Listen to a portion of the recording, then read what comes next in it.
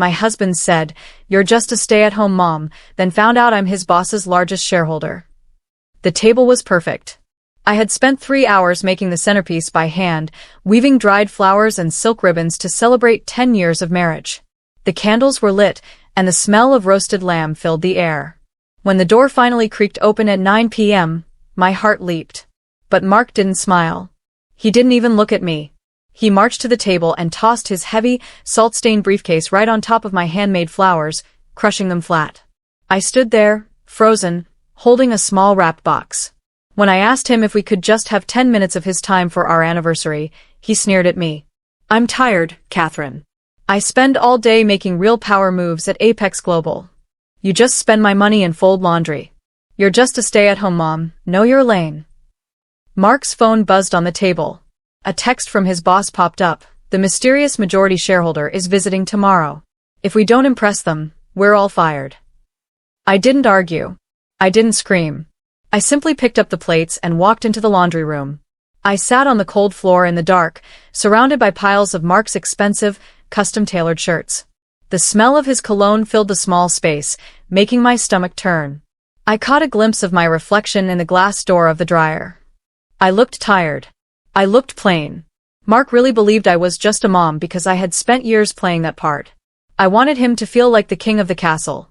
I wanted to see if he loved me for who I was, or for the power I held. I realized tonight that he didn't love me at all. He only loved himself.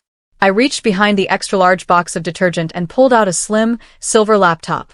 I flipped it open, the blue light hitting my face. The screen glowed with a single message: "Welcome back, Chairperson Catherine." I stared at the screen, my mind drifting back to 7 years ago. My father was a tech giant, a man who built empires from nothing. When he died, he left me everything. Most importantly, he left me 40% of Apex Global. At the time, Mark and I were newly married. I was so afraid that my wealth would change us, or that he would only stay for the bank account.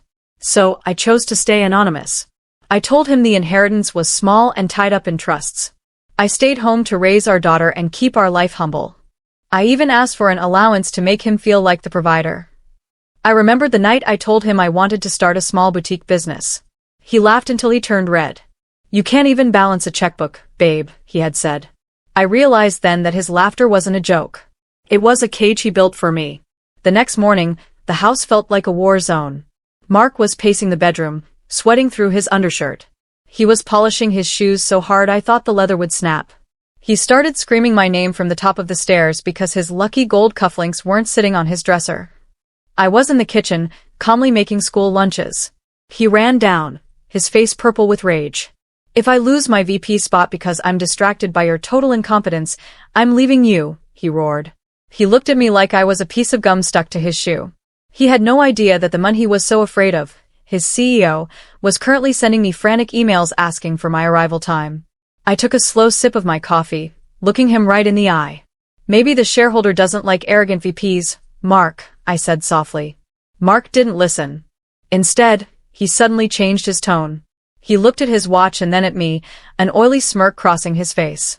He grabbed my waist, trying to initiate a hurried, selfish moment of intimacy.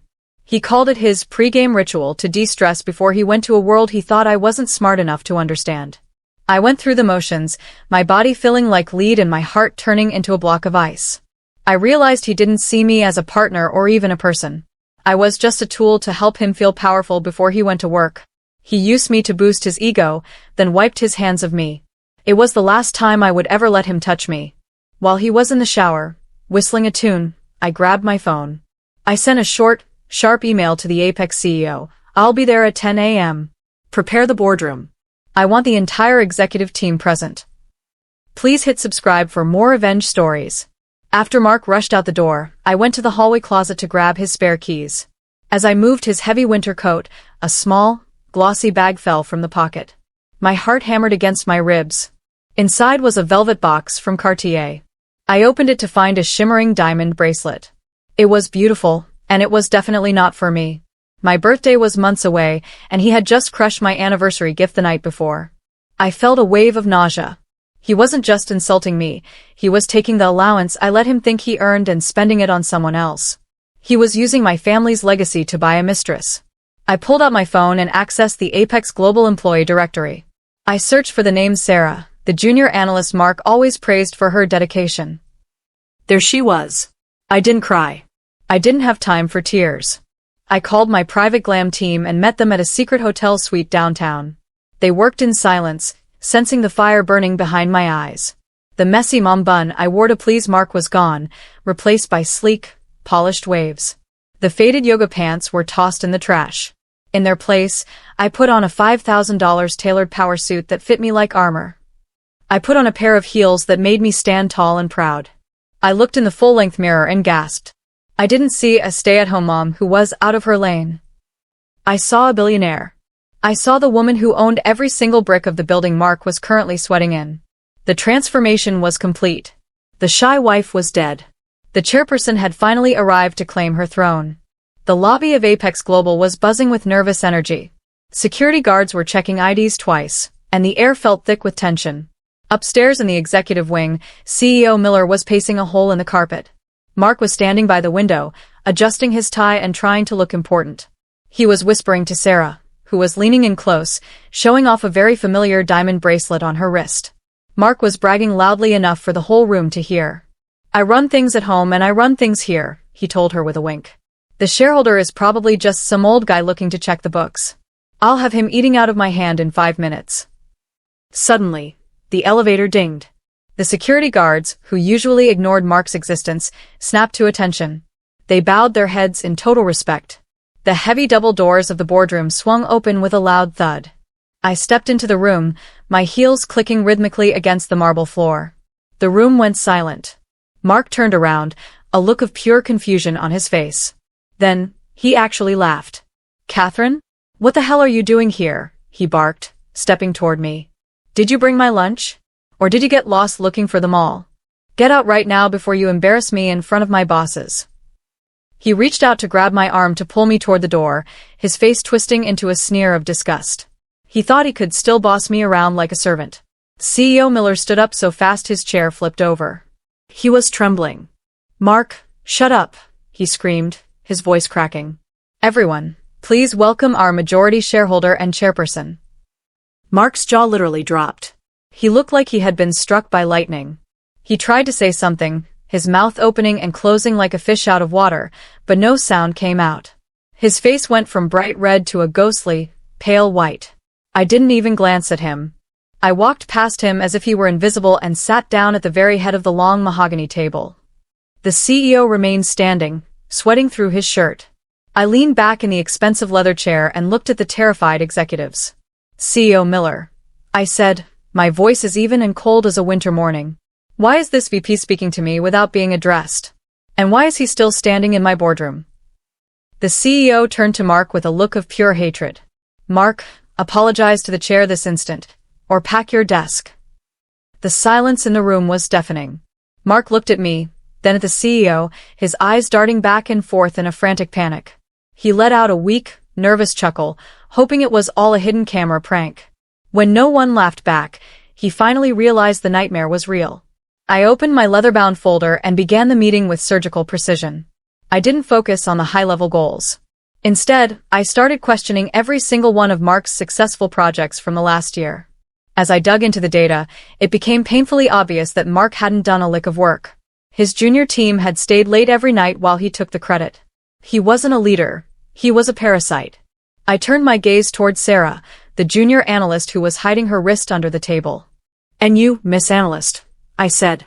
"Why are you wearing a Cartier bracelet on an entry-level salary?" Sarah turned a shade of red I didn't know was possible. She started to stutter about a gift from her family, but her voice failed her. Mark jumped in, trying to play the hero one last time. "She's a high performer, Catherine. I mean, chairperson. She earned a bonus for her extra efforts." I felt a cold smile touch my lips as I slid a thick folder across the table toward CEO Miller. "She's a high performer because you've been funneling company bonuses to her illegally," I stated. I had been tracking the digital paper trail for weeks. Mark had been stealing from the departmental budget to fund their secret dates and expensive jewelry. He wasn't just a cheater. He was a common thief. The room gasped as the CEO looked at the evidence. He didn't even wait for an explanation. He called for a forensic audit on the spot. The meeting was adjourned, and the room cleared out like it was on fire. Mark followed me to the elevator, practically tripping over his own feet as he begged for a moment to explain. "Catherine, baby, please. I didn't know. I was trying to protect you from the stress of business," he pleaded. He tried to put his hand on the elevator door to stop it from closing, his face twisted in a mask of fake concern. He was still trying to gaslight me, still trying to act like he was the strong one and I was the fragile wife who couldn't handle the truth. I looked at his shaking hands and felt nothing but a deep, refreshing sense of disgust. I leaned in close so only he could hear me. "You told me to stay in my lane, Mark. This is my lane. You're just a pedestrian I'm about to run over." I arrived home later that afternoon to find the house in total disarray. Mark had beaten me there, and he was frantically tossing cushions and books aside. I watched him through the living room doorway as he reached into the air vents, trying to hide his mistress' burner phone before I could find it. He was sweating and muttering to himself, looking like a cornered animal. The man who had acted so superior just 24 hours ago was now reduced to a shivering mess. He didn't hear me come in, nor did he hear the heavy footsteps of the two men in dark suits standing right behind me. He was too busy trying to cover his tracks to realize he was already caught. I cleared my throat, making him jump nearly a foot into the air. "This is the home audit, Mark," I said. I pulled a document from my bag, the prenup Mark had signed 10 years ago. Back then, he had signed it without reading the fine print because he thought I had nothing to protect. I pointed to the infidelity and disrespect clause. It was a masterpiece of legal writing. If he was caught cheating or disparaging the source of the family wealth, he would leave the marriage with exactly $0. Not the house, not the cars, not even the furniture he sat on. His face turned a sickly gray as he read the words. "You tricked me," he screamed, his voice hitting a high-pitched note. "You were a millionaire this whole time? You let me live like a normal person while you had all this?" He looked at me with pure hatred, realizing that his entire life had been a gift he just threw away. The walls are closing in on Mark. Hit subscribe for more revenge stories to see how Catherine handles the final blow. Mark stood in the center of the living room, shaking with a mix of rage and greed. He started pacing, shouting about how unfair it was that I had kept my fortune a secret. I just watched him, feeling a strange sense of calm. "You think you're a self-made man, don't you, Mark?" I asked. I opened a file on my laptop and showed him a list of anonymous angel investors. Over the last 6 years, every single one of Mark's failed side hustles, the tech startup, the real estate flip, the crypto fund, had been kept afloat by me. I had funneled money through shell companies just to keep his spirits up when he failed. I wanted him to feel successful so he wouldn't feel small next to me. "Every win you ever had, Mark, was a gift from your stay-at-home mom," I said.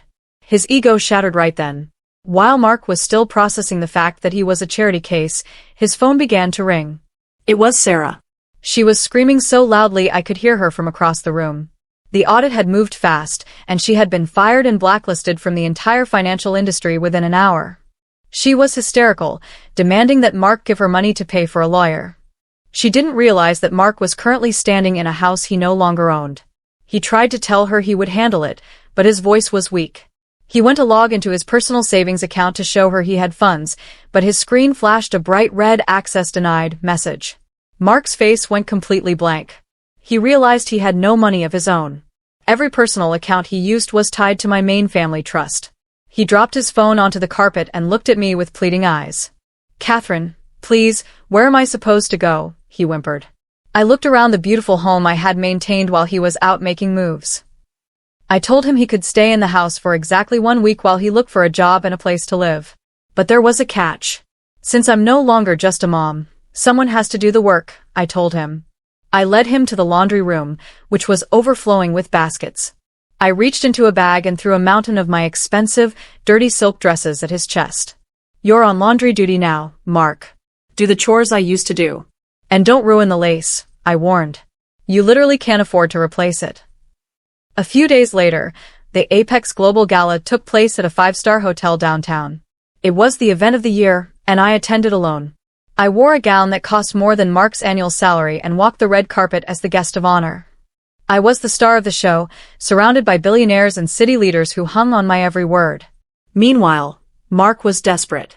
He had spent his last few dollars on a cheap suit, trying to crash the party to save his reputation and talk to the board members. He thought he could charm his way back into his old life if he could just get 5 minutes of their time. He didn't even make it past the velvet rope.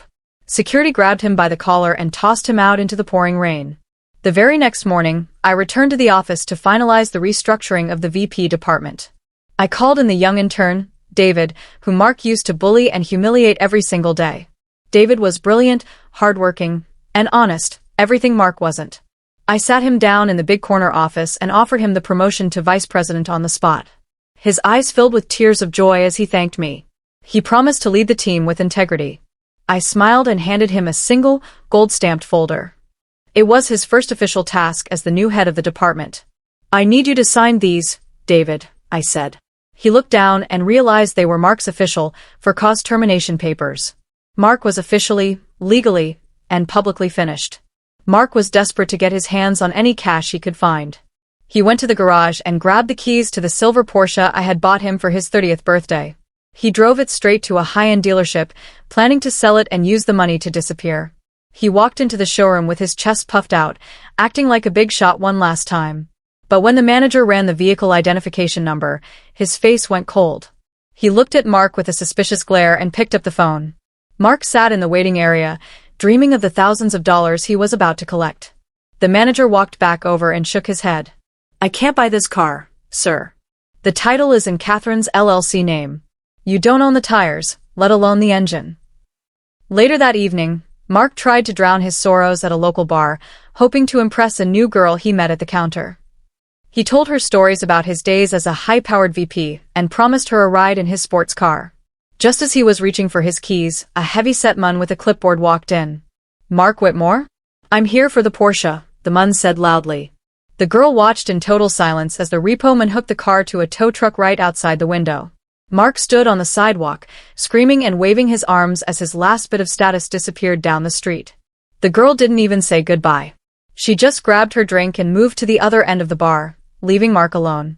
The phone in the kitchen rang early the next morning. It was Mark's mother, Martha. She didn't offer a greeting, she just started screaming about how I needed to respect my husband. She told me that a wife's job was to support her man, even when he made tiny mistakes. She demanded that I stop this nonsense and put Mark back in charge of the house. I listened to her ramble for 3 minutes, feeling the last bit of guilt leave my body. Martha had lived off my secret generosity for years, enjoying a luxury retirement she hadn't earned. "I'm cutting off your retirement allowance, too, Martha," I said, my voice like steel. "If you need money for your mortgage, go ask your son. I'm sure he has plenty of moves left." Mark was finally forced to face the real world. He spent the afternoon looking at tiny, moldy basement apartments in the worst part of town. Every time he walked into a viewing, he tried to act superior. "I used to be a VP at Apex Global," he would tell the landlords, hoping they would give him a break on the deposit. He didn't realize that I had spent years diversifying my portfolio. I had purchased several residential management companies under different names. He was walking into a trap he didn't even see. Every single landlord looked at his application and shook their heads. "Application rejected," they all said. He didn't know that every property group he visited was owned by a woman he called just a mom. The quiet period was over. I sat in my lawyer's office and signed the papers to begin the total eradication phase. I found out that Mark and Sarah were trying to be clever. They were preparing a lawsuit against me for emotional distress and entrapment. They actually thought they could sue me for the money they lost. I laughed when I saw their legal filing. They were playing checkers while I was playing Grandmaster chess. I wasn't going to just defend myself, I was going to destroy their ability to ever lie again. I looked at my lawyer and nodded. "File the countersuit immediately. I want him charged with corporate fraud and theft of intellectual property." I had patents for every idea he ever claimed as his own. The pressure of the audit became too much for Sarah. Faced with the threat of 5 years in prison for her role in the bonus scheme, she folded like a house of cards. She called my lawyer and offered to flip on Mark in exchange for immunity from a civil suit. She didn't want to end up in poverty, and she certainly didn't want to go to jail for a man who was now a pedestrian. She handed over a digital folder filled with every secret they had shared. The most damning evidence wasn't the financial logs, it was the voice recordings she had kept of their late-night calls. In the recordings, Mark's voice was clear as a bell. He laughed about our life, calling me the human ATM. He told Sarah he would bleed me dry before finally dumping me. I didn't keep those recordings for my lawyer alone. I wanted the world to see the man behind the mask. I leaked the infidelity tape and the recordings of his insults to a major national news outlet. By the next morning, Mark's face was on every screen in the city. The headline was bold and brutal: "The stay-at-home boss, how a tech queen humiliated her traitor husband." People who had previously looked up to Mark now saw him for the predator he was. The public shaming was instant and global. He couldn't walk down the street without people pointing and whispering about the man who tried to steal from his own wife. I watched the news report from my office, sipping a quiet cup of tea. For the first time, the narrative was finally correct. Mark tried to hide from the media at his exclusive, members-only golf club. He thought he could still find refuge among the wealthy men who used to laugh at his jokes. He walked up to the pro shop, carrying his expensive clubs, but the manager blocked his path. The man didn't look at Mark with friendship. He looked at him with pity. "Your membership has been revoked, Mr. Whitmore," the manager said firmly. The reason listed in the official letter was the final insult: "We don't allow dependents of our female members to play without supervision." A crowd of his former peers watched as security escorted him off the 18th hole. He was kicked out in front of the very CEO he had spent years trying to impress. Mark's legal fees began to mount like a mountain of snow. He had no income, no savings, and no friends left to borrow from. One afternoon, he was spotted at a local pawn shop in a shady part of town. He was holding his lucky gold cufflinks, the ones he had screamed at me for not polishing. He was hoping to get enough cash to buy groceries for the week. He looked haggard, his suit wrinkled and his hair unkempt. He shoved the cufflinks across the counter, begging for a high price. The clerk barely looked at them before offering a measly $20. Mark didn't know that the pawnshop franchise was another small piece of my conglomerate. I wasn't just taking his future, I was buying back his past. The day finally came for the divorce hearing. Mark stood before the judge and made a desperate, pathetic request for spousal support. He argued that he had become accustomed to a certain lifestyle and that I owed him for the years he spent as the public face of our family. He even tried to cry, dabbing his eyes with a cheap tissue. The judge looked at the mountain of evidence: the fraud, the theft, and the secret apartment. She actually let out a short, dry laugh. "Mr. Whitmore, you haven't contributed a single cent to this marriage in a decade," she said. "You're lucky she isn't charging you back rent for the last 10 years, the judge concluded. She finalized the divorce, leaving Mark with nothing but his name. Moving day was the quietest day of my life. I stood on the second-floor balcony, watching the driveway through my designer sunglasses. Mark didn't have a moving truck, he didn't need one. He only had 4 large black garbage bags filled with his clothes and a few pairs of shoes. He looked up at me, his face a mask of desperation and bitterness. He looked so small from up here, a tiny speck against the vast property I had maintained alone for a decade. He waited for me to say something, perhaps to offer a final word of kindness or a small check to help him get started. I said nothing.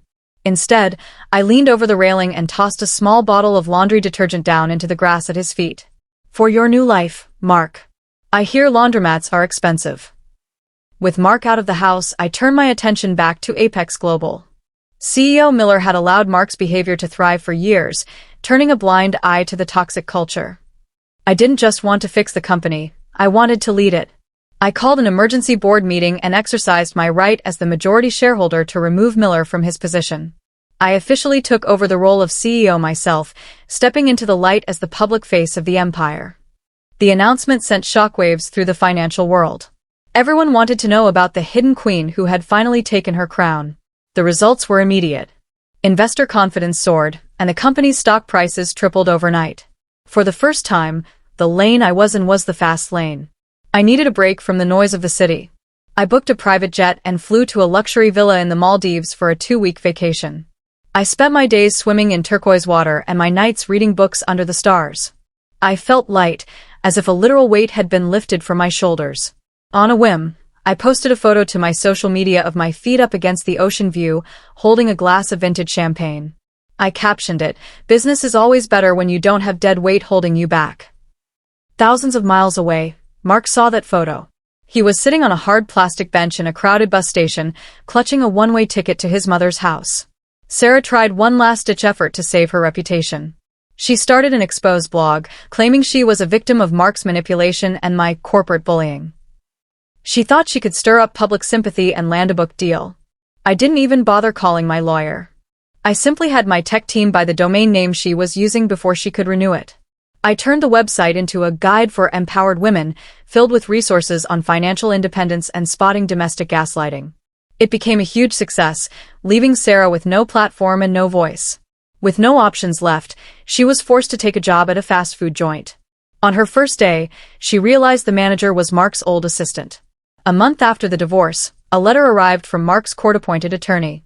Mark was begging for a final settlement of $50,000.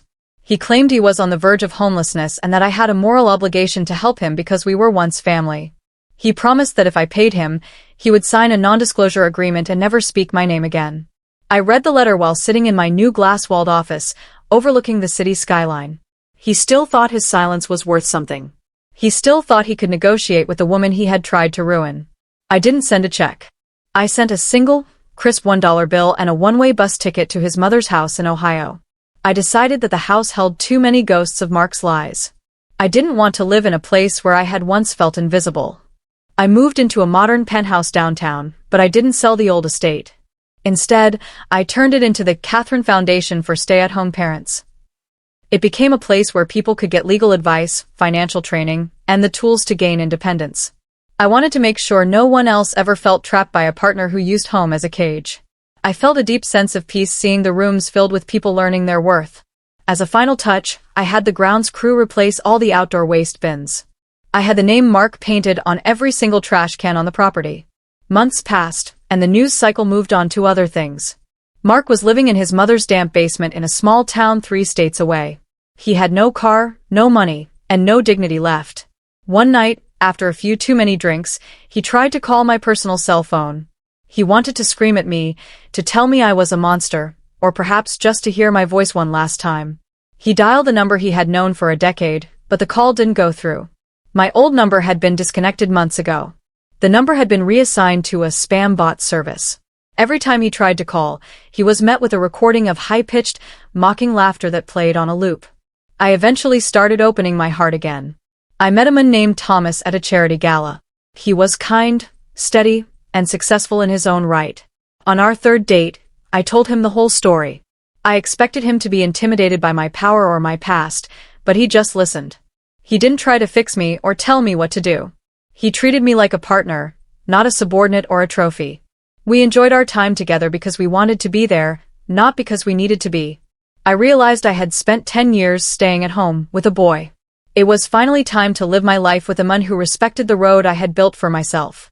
1 year after the divorce was finalized, I hosted a massive anniversary gala for Apex Global. It was a celebration of my first year as CEO and our record-breaking profits. 500 of the most influential people in the country were in the ballroom, laughing and drinking fine wine. I was walking through the crowd, accepting congratulations, when I spotted a waiter in the corner. He was fumbling with a tray of appetizers, his uniform ill-fitting and his face hidden behind a mask of shame. I stopped in my tracks as our eyes met. It was Mark. He had moved back to the city to find work. He was serving hors d'oeuvres at the party celebrating the company he once tried to steal from me. Mark stood there, frozen, holding a heavy tray of shrimp cocktails. He looked exhausted, his hands shaking under the weight of the silver platter. I didn't feel the burning anger I used to carry. I didn't feel the need to yell or humiliate him further. I just felt a cold, distant pity. He had told me to know my lane, never realizing that I owned the road, the cars, and the final destination. Being a stay-at-home mom was a choice I made out of love. Letting him stay in my life was the only real mistake I ever made. I had corrected that error. "I'll take the champagne, waiter," I said, taking a glass from his tray. "And keep the change. You clearly need it more than I do." Subscribe for more powerful stories of revenge and redemption. Thank you. Please like, share and subscribe for more. Also turn on your notification bell so you be the first to get our next shocking revenge story.